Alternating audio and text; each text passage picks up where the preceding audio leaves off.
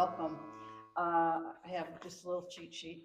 Tonight, Cybele Rowe is in conversation with Ted Meyer. Cybele, as you probably know, is a very exuberant, wonderful, powerful sculptor. She used to live down the street from me and had all these wonderful monoliths in the yard that the other neighbors who were not artists were like, "What's that?" And I thought, "Yes, yes." She's, of course, Australian. You can tell that as soon as she starts to speak. And now she lives in Landers and fires these amazing sculptures on her property. She's taught, she's collected widely, and I think you'll enjoy this adventure with her. Ted Myers, well, this is the second interview he's done here at the High Desert Artist, and he's sort of planning on a series.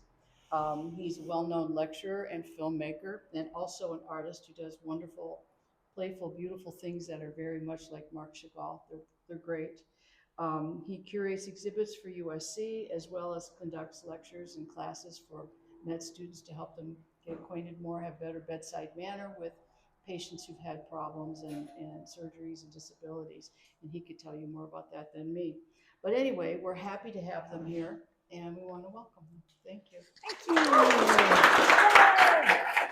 All right, I'll put my microphone on. All right, so first of all, thank you all for coming. This is great. This is, I come here and do this because I believe in the gallery and the artists up here. So it's a nice little thing to do to give back. And let's talk about our lovely artist here. I learned so much about her. First of all, researching her, she is so prolific. She's not one of those people that has like a picture every 2 weeks on Facebook of something they made. Every time you go on, there's like not just one, but there's a little animation with several things going on at the same time, all new pieces. It's pretty amazing. So I couldn't show all of it, and there's so much to talk about that. A lot of times when I do these talks, I just put slides in chronological order, and I couldn't really do that with you. Yeah. I was going to do a whole selection of different hair colors she's had over the years. I found pink, special for you guys. Pink, blue, white, black, green, brown. Pink. But I decided to not do that and stick to the artwork. All right. You were born in beautiful Sydney, Australia. Mm-hmm. And tell us about your art studies there. Did you go to an art school? Mm-hmm. Or did you just get a degree? I never was going to be an artist. I had zero interest in art except for what my mother would put in front of me. I spent my first 6 years my dad was a lecturer in genetics at Duke, so I was a tiny baby in America. So coming back here was quite natural. I think the main thing for me going to art school was that I'm one of six, and education was free in Australia, and everybody went to college. And I was in a Catholic convent institute of the Blessed Virgin Mary, and I wanted to just really have a lot of fun, get out from girls' school and go and party. So I thought, I was hanging around with a lot of bands and having a really good time. I thought, well, I'll go to art school.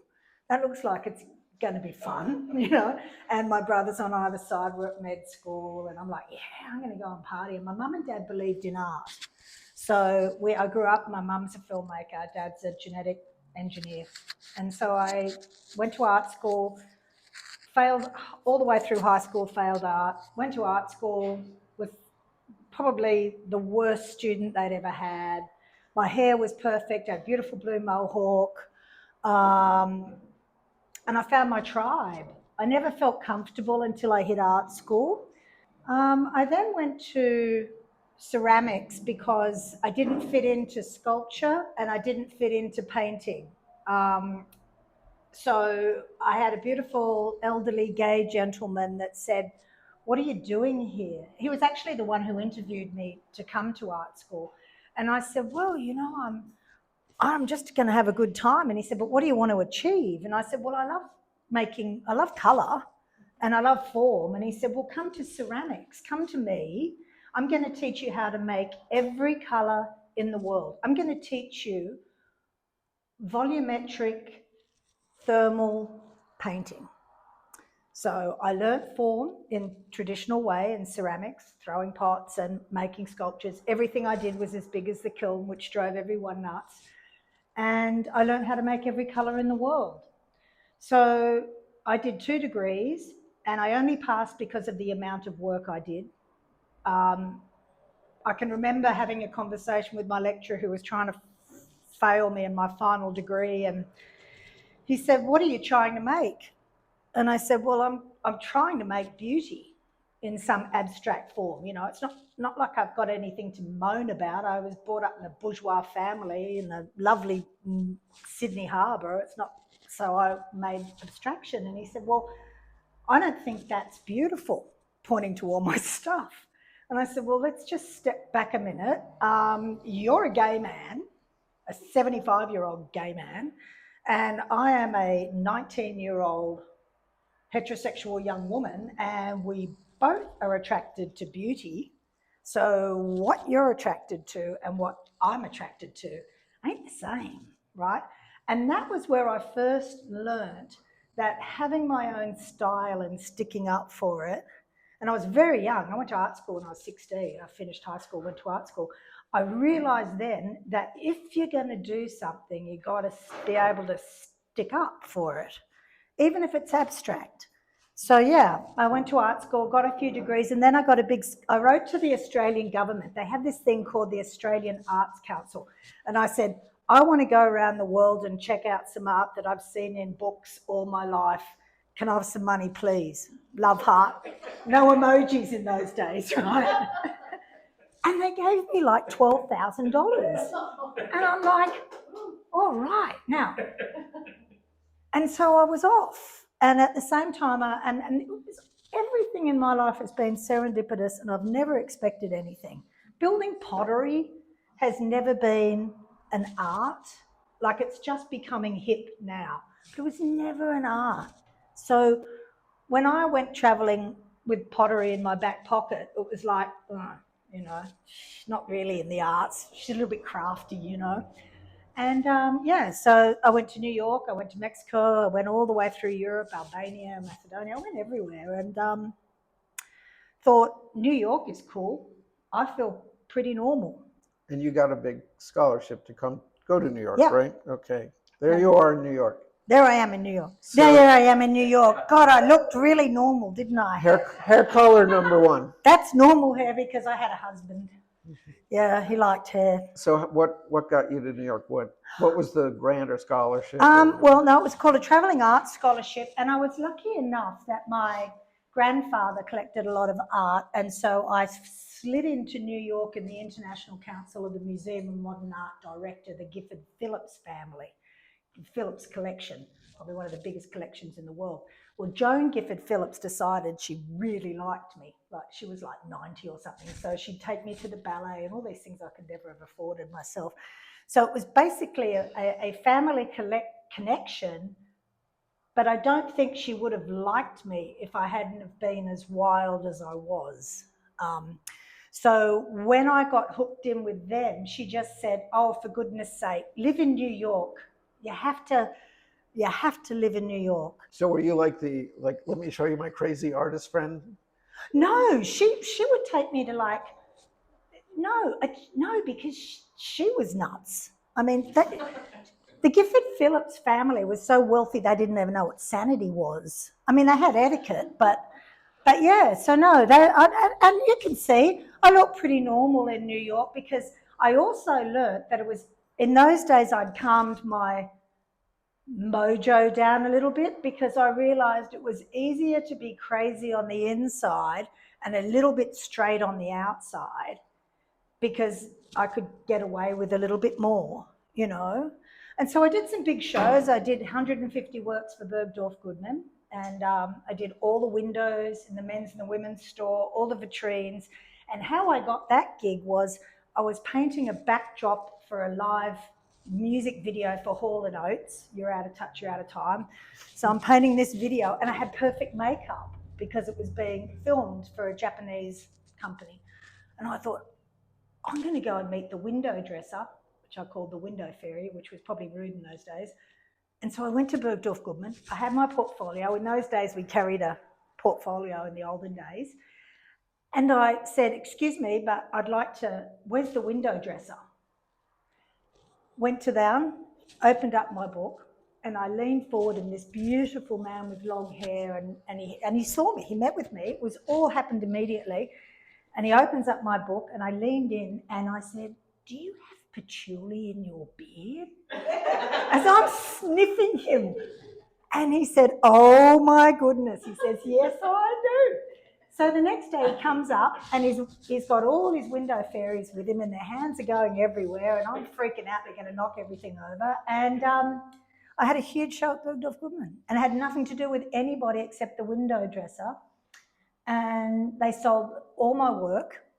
They didn't take a cent. And I went from eating soy sauce and rice to getting a nice apartment. So, and then years later, I end up having babies. I'm living in Orange County and I see Woodman Shimko Gallery in Palm Springs. And I thought, oh, Shimko, Woody Shimko, George Shimko. Wonder if it's the same one from Tiffany's Bergdorf in Japan. And it's him, he's in Palm Springs. So the world is very small, you know. And then I did lots of stuff. But it was always never a gallery. Like I've never walked into a gallery and gone, excuse me, will you look at my work? I just never have, because I don't think that my nutrition pyramid of art puts dealers at the top. So I'm sort of a bit like a fish out of water that way. I just figured if I keep working, the stuff's going to be coming out of the bathtub, down the staircases, into the ocean, you know. And yeah, so. So speaking of fish out of water, after here, you went to beautiful Orange County. So, yeah, woof. I didn't know that was like so red. So yeah, how did that happen? And you ended up teaching there.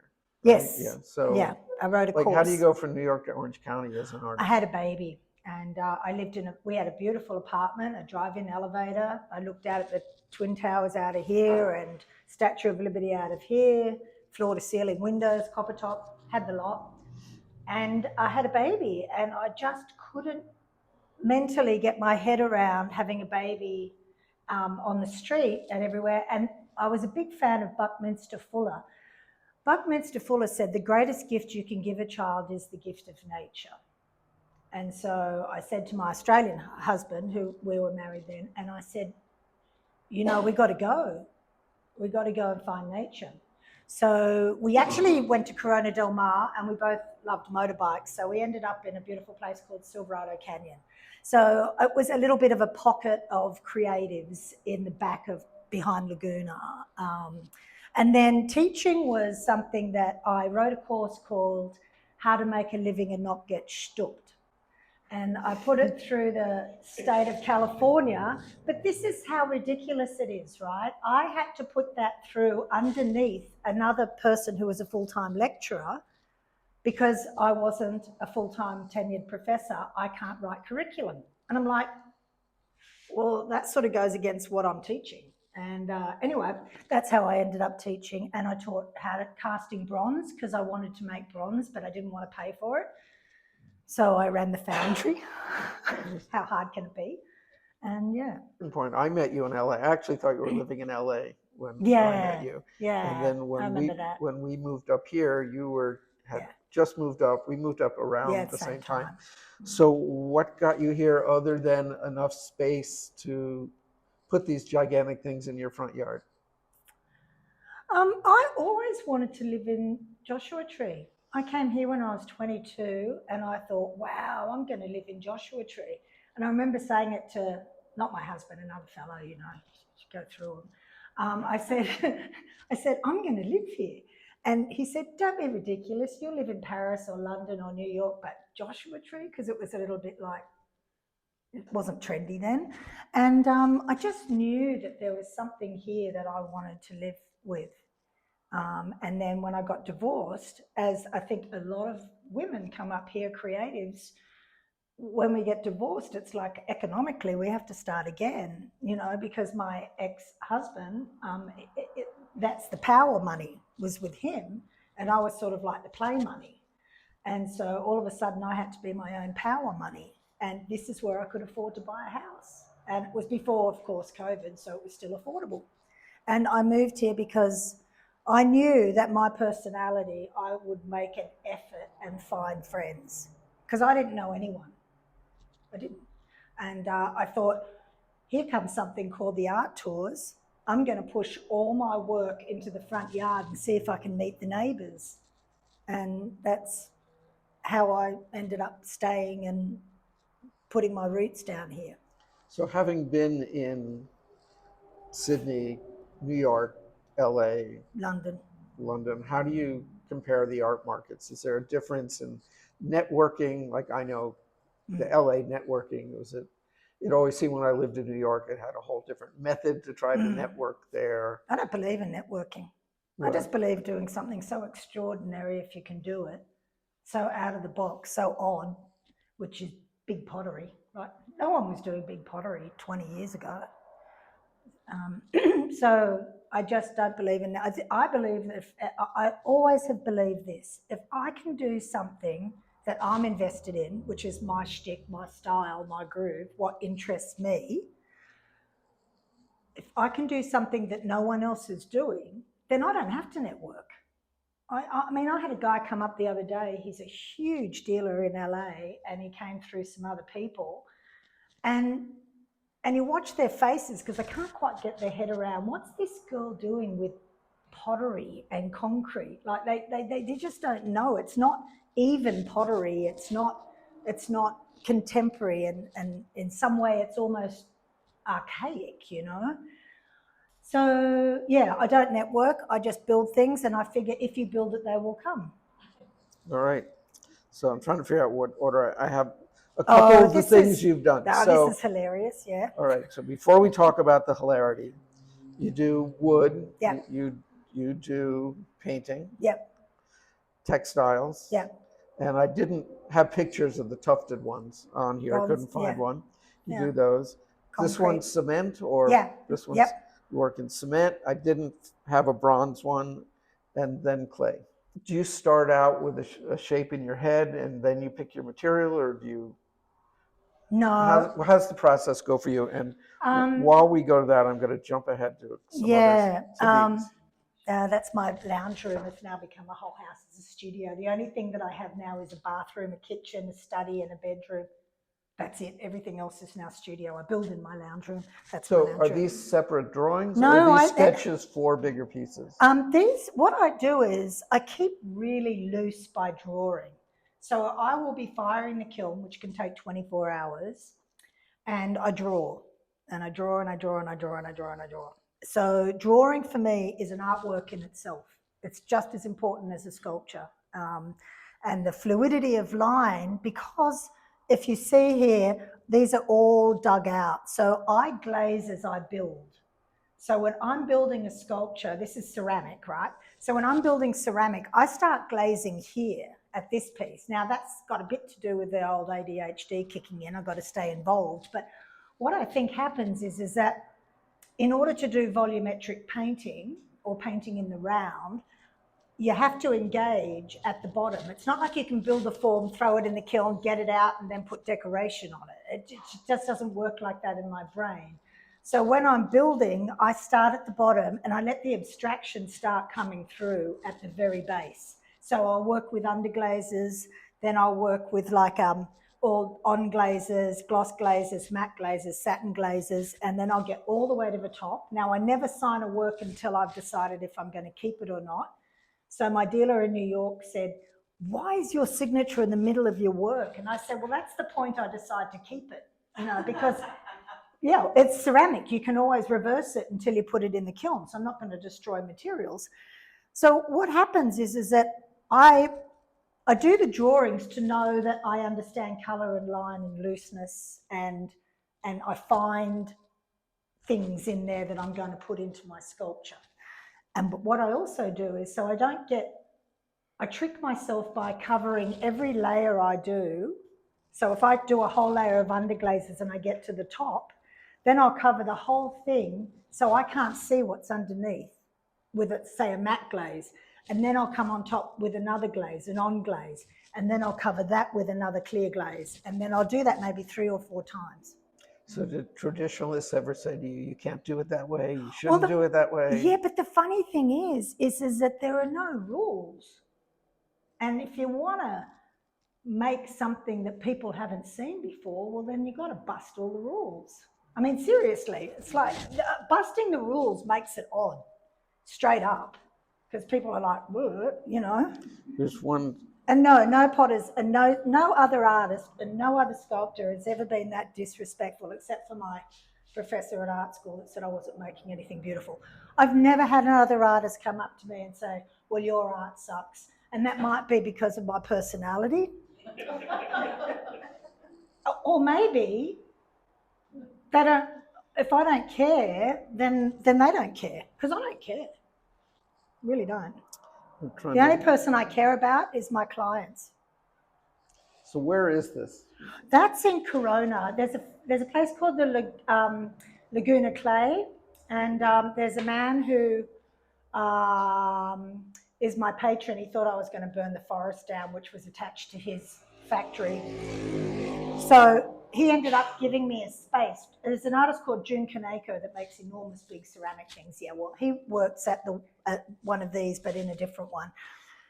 Brian Van Sel, who owns Laguna Clay, said, and John Toki, big ceramics guys, like big time international people, and they said, come on, let's see what you got. You know, and I don't know if it's because they thought I was going to burn the forest down or they wanted to see what I've got. And so this is a big factory in Corona. And I would work in there, which was a great opportunity to work in. They build water pipes, so they don't use the front of the kiln. So I used to hitch a ride. So because it was $5,000 when they fire those kilns, every time they fired it, and I got to fire for free. So yeah, it was happenstance. Seems to be my whole career. So this is one of my favorite photos because it looks like you're living in this clay house that you've built, and the idea of being able to be inside is beautiful. Yeah, and there's another picture. Let's see what I'm finding back here of the guy in China. Oh, in inside China. One of your pieces. Oh, Thailand. Yeah, in China. Yeah. I built those in China for the quick story. So I was building a big sculpture in Phoenix for this big American ceramic thing, blah, blah, blah. And I was knocking out a really big form. And I had my baby strapped on me because she was only a tiny one. So I kept working. Otherwise, I would get depressed. So I just strapped the baby on. There's photos where babies have got, clay hanging out of their mouths and stuff. But so I was building this piece and I was inside one of my big clay caves and I was climbing out on a ladder and then hoiking over the top and then climbing down again on this piece. And I'd been in there for like an hour or something and I didn't hear a word. And then I climb up and I look out and there's like 10 perfectly dressed Chinese men standing there in Phoenix, Arizona in this big clay plant. And I'm like, hi, sort of thing. So they go, you come to China. And it's the beginning of the Silk Road where the terracotta warriors are. And I'm like, yeah, whatever, feed the baby sort of thing. Yeah, I'll come to China, not till after June, school holidays, blah, blah, blah. So 8 months go by, I get a phone call going, you come to China? And so that's how I got to China. And I built for this museum. And I said to them, where are the kilns sort of thing? And the guy chairman, who's the head of the whole terracotta warrior place, he goes, just build it. We'll work out the kiln thing. And the next thing I know, they're just building kilns around my work. How does this all work? I mean, how do you move these things? And this is, Anna and I were discussing your work the other day and how work this size, most people would assume it's a guy. Oh, that's so embarrassing. That happened the other day at a dinner party. This guy goes to me and he wanted something too, which was really offensive, right? Not me, he wanted an art introduction. And he goes, oh yes, I've driven past your place. And he goes, I thought that work was made by a man. And I said, I didn't know homosexuals were misogynists. I was so offended. I mean, it's got every curve that screams, I'm a girl. Right? If blokes don't work in the curve like that. And that was my biggest fight with people is about the curve. Yeah, go on, sorry. Well, that's what I was going to say. So a lot of this work It's all this. curves.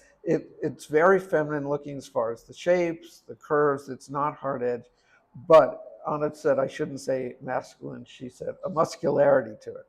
That it's Yeah, a so strength. yeah. So why don't you talk about being a woman doing work like that, but also technically, I don't even understand how you fire these things when you were doing it at home. I can see here you bring it somewhere, they put it in a Yeah. giant fire. How does Well, this all work? And then I'm going to show one more photo because this one, just like oh, that's this, hilarious. That's me moving them. yeah. So I mean, you're very physical. You don't think of someone working with clay with this Yeah. kind of physicality. Yeah, well, I'll just step back a minute. Like, I don't, I don't, okay, really important. I'm 61. I'm a primary builder. That means I build everything.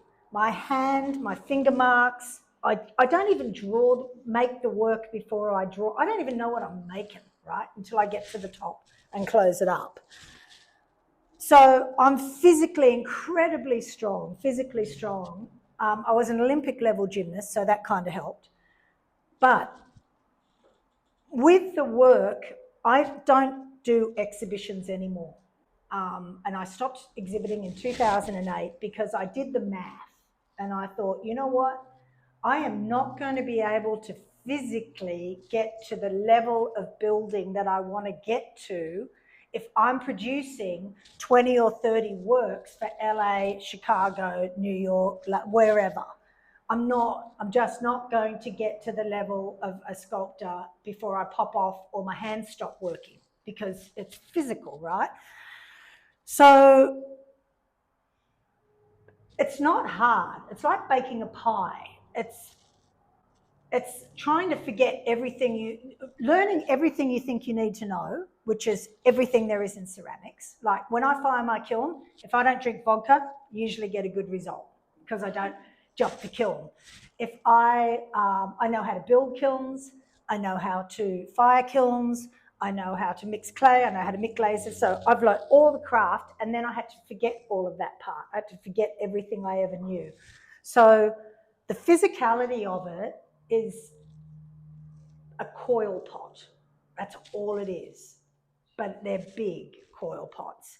So the most direction I will have in a work is I will usually draw on the ground a painted circle of some kind, or on a big piece of wood if I'm going to use the forklifts to get them into the kilns, or if I'm building in place with my in-place kiln, I'll get a station, a place to start, to lift off. So yeah. So what do you have at your house? Like what can you actually fire at your house? Everything. Even ones this big. Oh yeah, I've got them now. So do you build around them like the Well, Chinese food? Do you have a pit? No, I don't do that. No, I don't build around them anymore because it was just too much variables in my big fibre kiln. So I had another kiln built, and I've just been firing that one for the New York show. So, but what happened was I had to, for the first time in my life, I actually had to buy equipment. So I had to buy like a lift. And my son casually just said, so all these years I've been nothing but a glorified forklift lifting your sculptures. And I'm like, yeah. So yeah, I can build big stuff. I can fire big stuff. I have a big propane kiln up there. I won't burn your houses down. I'm incredibly disciplined. It's all about not using a huge amount of gas and power. It's about maintaining the right oxygen level in the kiln to keep rising. So it's not like it's drama. It's more like it's a meditation to get to 2000 degrees. And you can do that in a big hot box. On your bio, I think it was your bio, you talk about having this dialogue with your work. So what's the conversation? Is it just you're too moist today, you're too dry today? What's the conversation? Well, I read a lot. I talk a lot. I talk to energy planes. I try to remain as empty as possible. I never think about whether or not something's going to sell because I will end up making kitsch. So the conversation usually goes like this. That is not sexy. It's usually 10 boxes of clay or a ton of clay. I buy by the ton, right? So I have to, first of all, I've got to hand bomb a ton of clay off a truck. That's not fun. So it starts off with, why don't I work in macrame? Why am I still in clay? What am I doing here? I'm still building pottery. Will this sell? Probably not. It's probably now. I get all the way up to the top, and that's when I start going, okay, cool, I'm going to keep this one, because the Australian Aboriginals don't fire their work because it's killing the clay, because it can't go backwards from ceramics to clay. So I get to the top, I go, right, I'm going to keep this one. Then it's not for the faint of heart. It's trial by fire. Now, try and teach. Like Eric Firestone's my dealer now, and he just, I mean, the pots that he normally deals with are like this. He's got no idea that I'm doing trial by fire of a 8-foot form in pottery. And I'm just like, I put it in the kiln and I just go, well, hopefully it's going to work. Maybe not. But this is the beautiful part about it. This is the last final dialogue comes out with, when I open that kiln door after I've fired, the kiln has the final say. So I've done everything I can, and then thermal dynamic clay and colour makes the magic. And that's when, you know, painters always go, when do you know when to stop? And they do it with pottery too. And I say, well, I know when to stop. It's the limit of the kiln, the height, right? So I know that. But here's the thing, the kiln puts the full stop on it. And that's the beautiful part of working in something that you hand over to something out of your control. Because artists are really into control, and I'm kind of the opposite. I'm like out of control. You know, even though firing the kiln is incredibly complex, at the same time, it's still an element of complete mayhem in there. Okay, so let's talk about the complexity of firing, because I'm going back to this this picture. So how do you fire at your house? What do you use? And then, as opposed to here at a commercial place? Well, these ones, I have a beautiful team that put them in the kiln and everything, and we move these in greenware. So this is unfired clay, and we're going, you can see the water pipes and stuff, but we're going over like broken asphalt, like bang, bang, bang, bang, bang, with unfired clay to get them into the kiln. And then we have these huge, great big doors that go on. So it's and then it's a 5-day process of firing in these big kilns. That's very controlled. I can't do a 5-day firing. I don't have the patience, you know. I'm up and down in 18 hours, 16 hours. So, you know, it's my place is necessity. I mean, my new dealer said, what do you need? And I said, well, actually, you know, if you want me to really tell you, I like a new car or this and that. But it's like, I would love to have assistance, and I would love to have a big bourgeois. Most of the blokes that work in big scale ceramics, like June Kaneko and people like that are in my sort of level of sales, they have assistants that fire their kilns. They have indoor studios. They have these big bourgeois kilns that, you know, you don't have to I have to get my stuff over through my kitchen, from my lounge room, through my kitchen, over the humps, right? So I have to drag the Persian rugs, put them over the doorways to be able to get them over the ridges, you know, push them out, get the forklifts, put the forklifts in, lift it up, drag it over, and these aren't electric, these are just like manual things, grind it up, put it up to about this level, get it into the kiln and then fire it. So it's at any stage, it's breakable, even after firing. So when people say, well, don't you want to build a big studio and go and work in there? And I think, yeah, but I get up at 4 a.m. sometimes and eat chocolate and work in the lounge room.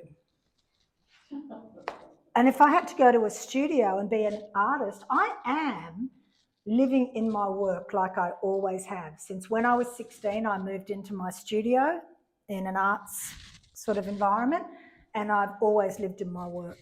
And firing, look, it's rough, but maybe the roughness of how I fire and the, I don't know, almost hillbilly in a way. I mean, seriously, it's like, maybe that's part of its magic that, you know, Ted was the one who told me to get a cat so I'd stop dating bad men. Oh, I keep And I messing did. up I here. got a cat and I've never dated since. Thank you very much. Thank you, Ted. You're welcome. So I'm looking at these Yeah, drawings. they're going to New York, all those. Oh, I just sold that actually. So the drawings, even though they look loose, they have a lot of control to them. And then I think of you putting this stuff in the kiln, and I mean, from my little ceramics in high school that I did, you don't really know how the colors are going to turn I out do. when you come out. You were that good with it? The only time I don't know what's going to happen is if I rush the kiln at a certain point, and then I'm dealing with atmospheric temperatures and oxygen and water and certain materials that have some, you could be wanting to have a Chinese red glaze, and if you put a certain amount of oxygen in the kiln at a certain amount of time, then it's going to come out green, right? Technical, but true. It's quite scientific. Did you mix your... Yeah, a lot of the time, unless I'm doing a show. Like I'm doing a show right now, so I'm using basically bought clear glazes, bought matte glazes, bought satin glazes, and I'm mixing in my different colours because making everything from scratch is just, this show had to be done in three. You know, I say I don't do shows. Well, I do shows for the right amount of money, and they don't have any rules. He just said, what do you want to do? He said, he bought, okay, so yes, I know exactly what I'm doing. But sometimes when it comes out, it's joyful because I've forgotten, because I've covered it with clear glaze so I don't do something kitsch. And then I come on top. Because sometimes when you're doing these forms, it's hard to stay very abstract on an abstract form. You can fall into kitsch like that. And, you know, like going, and then people come along and they go, hey, is that a bunny rabbit with an eyeball? You know, and you're thinking, oh, yeah, it's a bunny rabbit. And I do bunny rabbits with eyeballs. And it's like, so I'm always tricking myself. Yeah, so, yeah, look, it's complex. I started at 16, I'm 61. I've worked every day of my life. And so it's like baking a pie, you get good at it. Yeah. And I'm just, one more question, then if anybody else has anything to ask her here. I would think doing work this size sort of weeds out, like at the art tour, people are not going to come to you and say, is that $100 when they see a 6-foot sculpture? I don't have my stuff for sale at the art tours. I am purely a sculpture garden. Really? Yeah, I don't sell. I say, please come and enjoy my sculpture garden. We're drinking, it starts at 10 a.m. So we do 3 weekends, 6 days, solid playing with my friends. Everybody brings breakfast, you know, everybody brings lunch, everybody brings dinner. It goes until 7 o'clock at night. Everybody's hammered. It's a lot of fun. Great. So the show in New York, how many pieces are going? Well, Eric bought 13. I was in Thailand, bless Thailand today. I was in Thailand and got a picture of Thailand. I was ignoring these messages that kept coming through. Okay, so this is how galleries work. I'm in Thailand because I didn't have enough money to be able to give my kids the amount of money they needed, plus look after what I needed to look after because I wasn't going to be teaching for 3 months and I just had been spending a lot of money anyway. So Thailand, they said, would you please come to Thailand? We'll pay for everything. And I went, oh, okay, I'll go to Thailand for a couple of months. I'm in Thailand, working away, having a great time, living on the waterfront. All my meals are cooked. I keep getting these messages through my website and I ignore them because they're usually trying to tell me that my website sucks, right? Because it kind of does. And then anyway, eventually I get back and then I get this message and it's, please, will you please call us? We're very serious and we're a serious gallery and we really like your work. So I'm like, oh, okay. So then I find out when I have this little meeting with this fellow, it's a big deal, right? these two ladies, 16 people work for him. He has 5 galleries. 2 ladies went to upstate New York, and there was a tiny little card on this 85-year-old ceramic artist studio in upstate New York because they were going to show some of his work. And it was one of my old invitation cards before we used to send email cards. And it was from 15 years ago. And this lady who writes for some big art magazine said, "Who's that?" And that was it. And then Eric Firestone, he looks at thousands of artists and he did a deep dive, and he only shows 18 artists, half of them are dead, but then he shows other artists. And that was how I got my big New York gallery. And so he said, "What do you need?" I said, "Well, I've got to fix my kiln up. So about, I don't know, my kiln's going to cost about $65,000, $70,000. He said, "Oh, you've got that." So he bought 13 of my work straight off the property just before art tour, so everybody thought I was slack because they all came to see all the work was gone. And then, so there's going to be another 13. So we're going to have a show in New York, in Manhattan, and then a show in the Hamptons at the same time. So 26 works in total in both galleries. Yeah. Congratulations. Yep. Yeah, thank you, darling. But the really huge deal is that I was one of the top sellers at the Armory show in New York. I sold 3 pieces at $50,000 each. And I didn't even know it until somebody else sent me an email saying, "Did you know you were one of the biggest sellers?" And I said, "Well, he just made his money back." So I could have knocked on 1,000,000 doors and it wouldn't have made any difference in the world. All I did was build sculpture, so.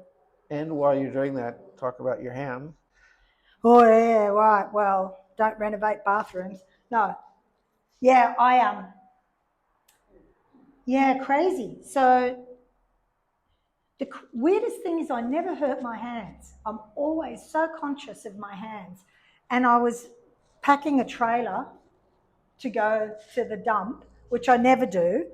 And the next thing I knew, I put a Stanley knife all the way through my hand. And all I could think of, sorry to tell you gross things, all I could think of was when I did it was, wow, that's a trip to the hospital.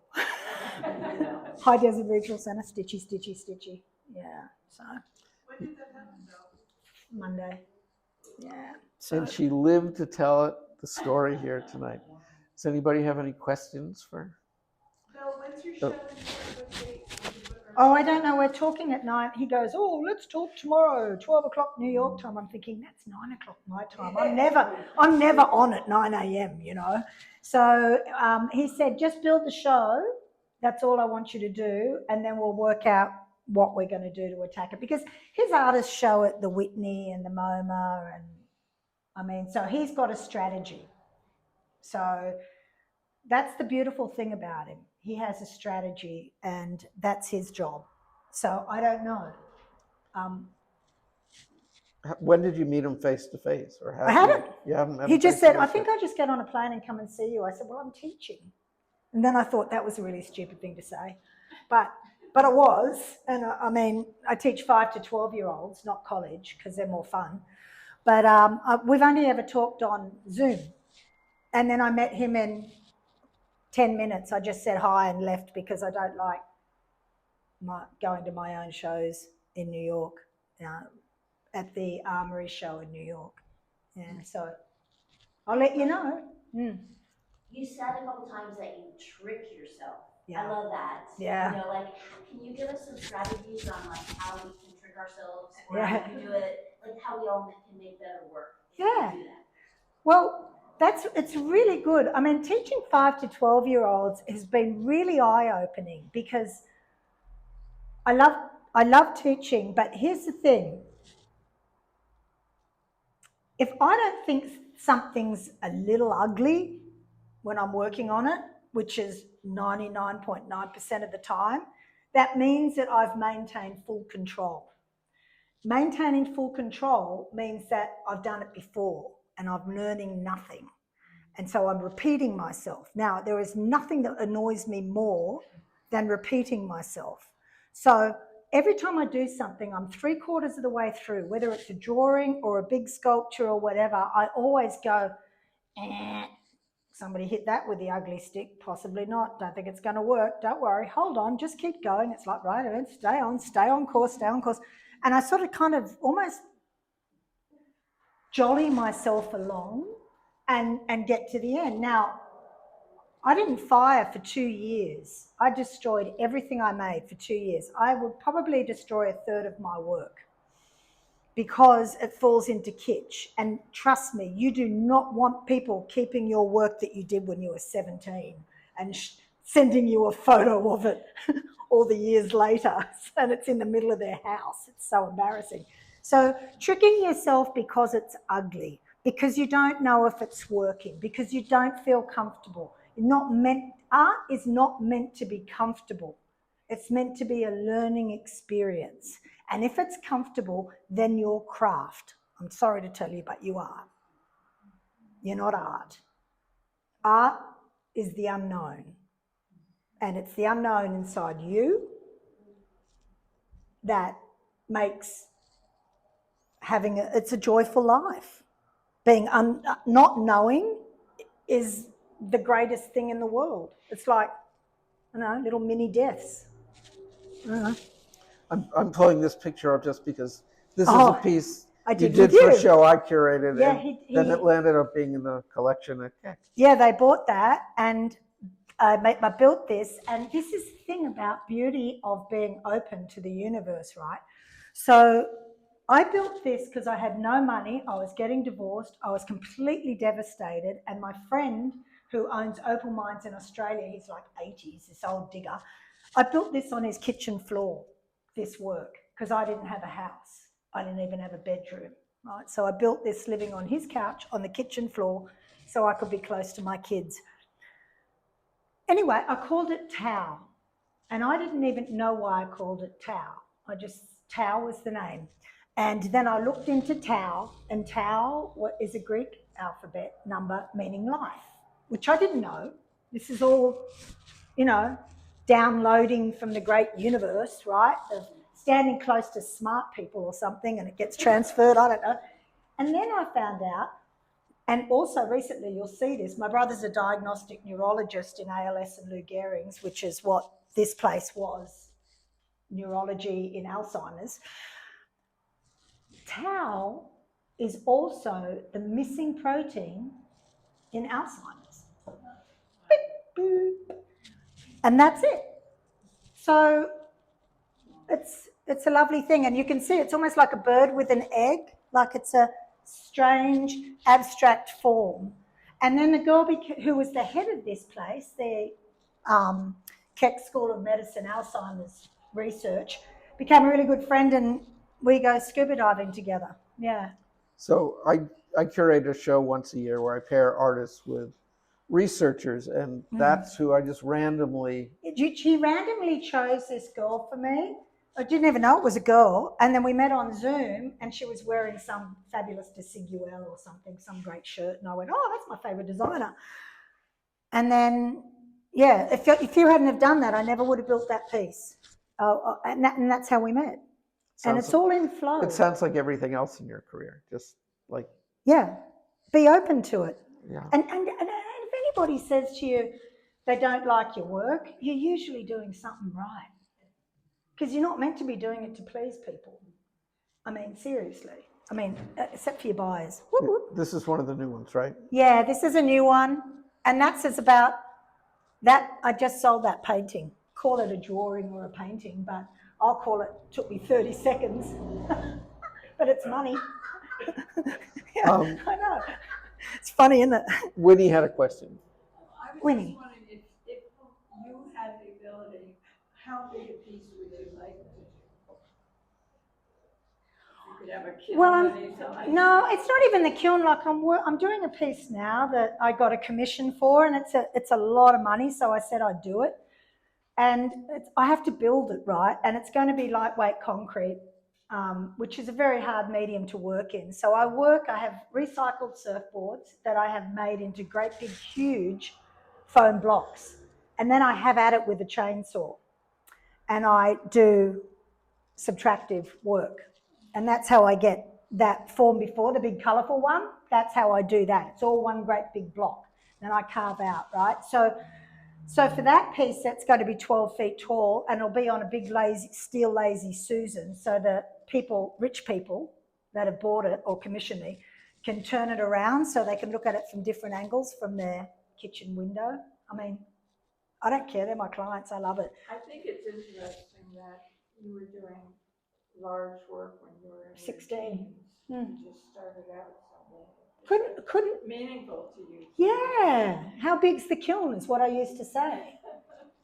So that's, yeah, scale. It's important to handle scale. Some people make small works and then they send them off to somebody who makes them big. And to me, that doesn't, or a machine. I don't work like that because I can't find my form when it's like this. I have to find my form when it's like that.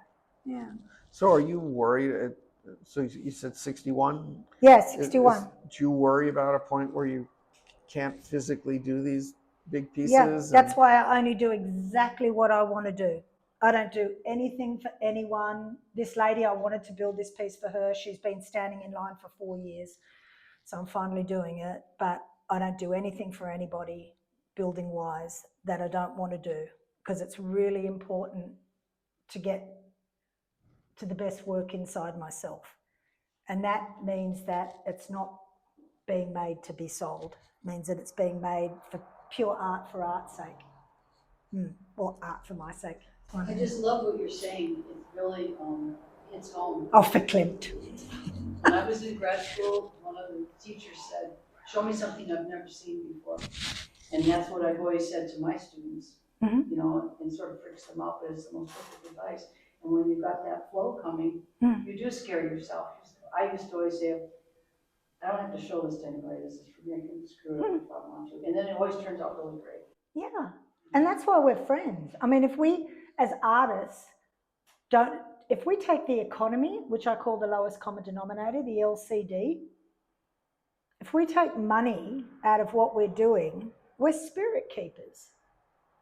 We're really important and now more than ever, we need to be doing the mojo that we do to balance out the greedy bastards.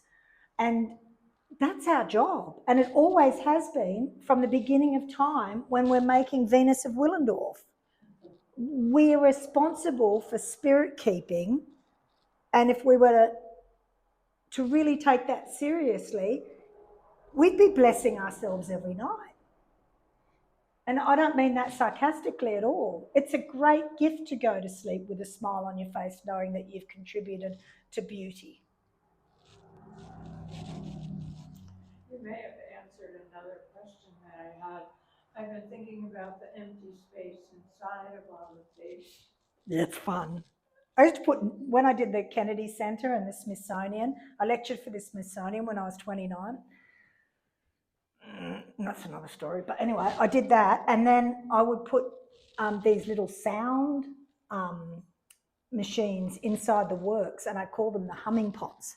So when I did the Kennedys and the Smithsonian back on the East Coast, people would walk past my work and there'd be these things going, and people would go. I used to, and I sing in my pots all the time as I'm building them to see what they sound like.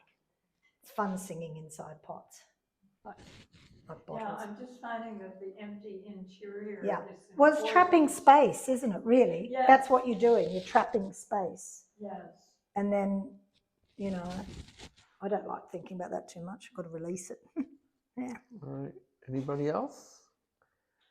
Do you ever do a design or marks inside? Oh, yeah. And then close it up so no one can see it? Absolutely. Secrets.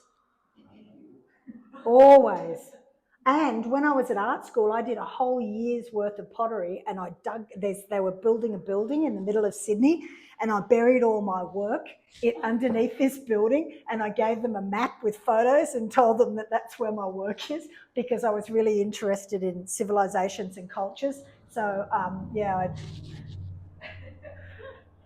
Anyway, that was a bit silly. Clay is fascinating, though. Yeah. It's organic. That's it. Well, thank you. Thanks for Thank coming. you, guys. Congratulations. you. Congratulations on all the success, and because it helps all of us to know that It elevates us, you know. everybody out we're here in the all- community. I have never, and this is seriously, from the bottom of my heart, and I want to cry because I'm really fragile. I have never been more supported and loved. After my divorce, when I came here, I was broken. And everybody in this community, like Winnie and, you know, everybody around here is just going, come on, you'll be right, come on. And just kept supporting me at a level, because you don't build this alone. You build in community. And even though I don't turn up to a lot of stuff, it's usually because I'm just too tired, you know, basically. But I would never have done it without everybody just saying, you know, come on, let's go to Snakebite and get drunk. Okay. So keep being friends with each other. We're not each other's competitions. We are each other's fans. We adore each other. We are in adoration of each other. And if we don't keep each other, as my best friend from when we were 20, up the back there with my mimic. Sorry, I copied your hair again, darling. If we don't keep polishing each other like a shiny, beautiful orb, then we'll disappear. We don't want to do that. Just keep being kind to each other. And get a cat. And get a cat. Then you won't be dating bad people. Thank you, Ted. Thank you all for coming. Thank you all for coming.